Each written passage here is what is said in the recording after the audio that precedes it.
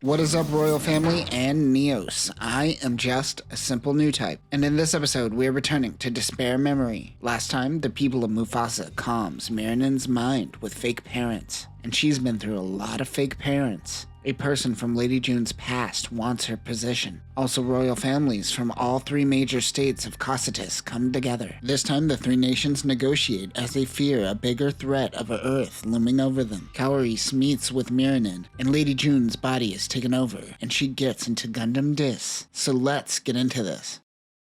The Leopard Kid wants June's position in the church so he could pilot Gundam Dis. His name is Pana. Jakuya is almost completely consumed by the tree. Lady June actually seems confused by the Gundam. I guess it is just a shrine of their god to her. The boy attacks with his wood Neos powers. Pana is trying to absorb her. Remember, this failed priest baby could see that Lady June gets off on her sins to allow herself punishment. He says when she becomes part of him, she could experience her weird sexual fetishes forever. During all of this, the boy appears and reappears, hiding in the shadows of the trees. June is able to sense him and stab, knowing he would appear. She stabs through its body with her ice powers. But Pana says, so I'm a Neos and I could heal just like you. June is confused. Oh, so she really thinks that she was the chosen one and was the only one with powers. That's weird considering she met other Neos in the past. Your religious worldview is just now coming into question? At the meeting is Masamune with Cowries. They confirm that Masamune is not only a Neos, but the same kind of Neos as Cowries. They are both fire types. Cowries reminds him that all nations are her enemy, and Gundorado is no different. We flash back to the past when Masamune steals Minerva Gundam. Cowries tells the others from the survey team to get their boy back. That is when the Gundorado mobile suits arrest them. Kaisis pours food in Masamune's lap and tells him that he is working for them now, so he isn't a spy for Gundorado. They're just using him because he is a Neos that can pilot the Gundam. They have the other survey team members as prisoners, and he has to listen to them in exchange for their safety. Back in the present, Cowries can sense an evil presence approaching. It is Officer Serminal along with Mirinen. Kaisis and Serminal blame each other for breaking the peace treaty they have in place already. Cowries and Mirinen give each other the stink eye.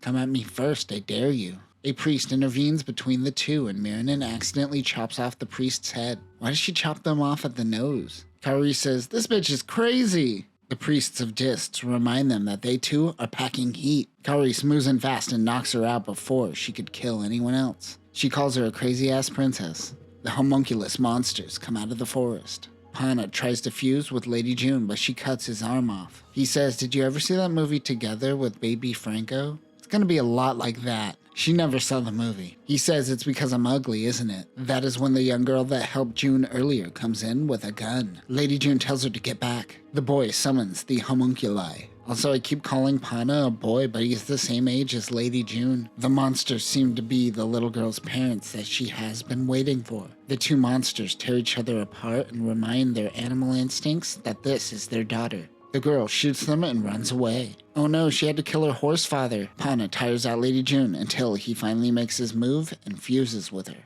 Ah, you ruined the sexy nun fetish. You ugly. June probably regrets being into BDSM. Jaguya is able to break free from the tree and goes after Pana. We meet Priest Zagar, who is hosting the meeting. Gundorado attacked because they received intel that Mufasa was staging a hostile takeover. Zagar brought them here to suggest a new amendment to their peace treaty. Masamune is enjoying the tea. He says that it is far superior to the tea on Earth. Cowries has never met someone from Earth before, but she doesn't care. She is sure life is hell on Earth, no different from Cocytus. Jakuya cuts off Pana and tells the church that this Lady June is a fake. The nun that helps with June's BDSM comes out and slashes her face. Pana heals her face with his ugly boils. He says if you hurt him, you hurt June. The nun calls him an ugly beast. He is here to finally take his revenge for being outcasted by society. Pana runs into the church and gets into Gundam Dis. He activates the Gundam. Jakuya and the nun get out of there as the Gundam will bring down the entire building. This causes the entire town to take notice. Some say that their god Dis has arisen. Zagar informs Serminal and Kaisis 700 years ago they were outcasted by the Earth government, and they used poison gas on the colony, yet they are still alive. He lets them know that in 2 years, the colony will return to the Earth sphere. Even though they were outcasted,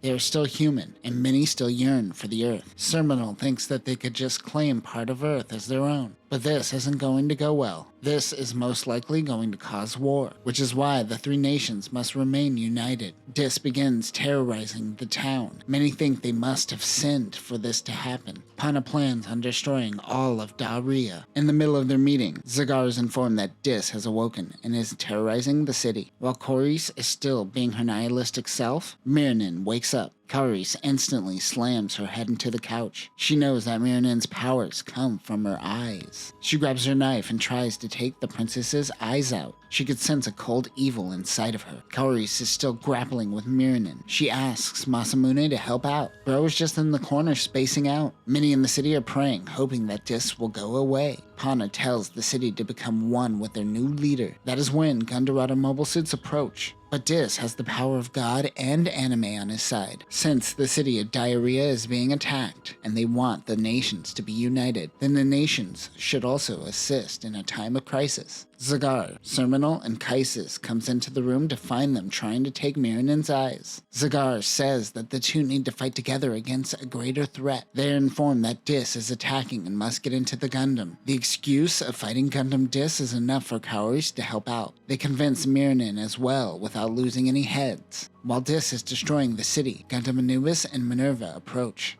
Kaori says, "I don't care about you at all, but who are you?"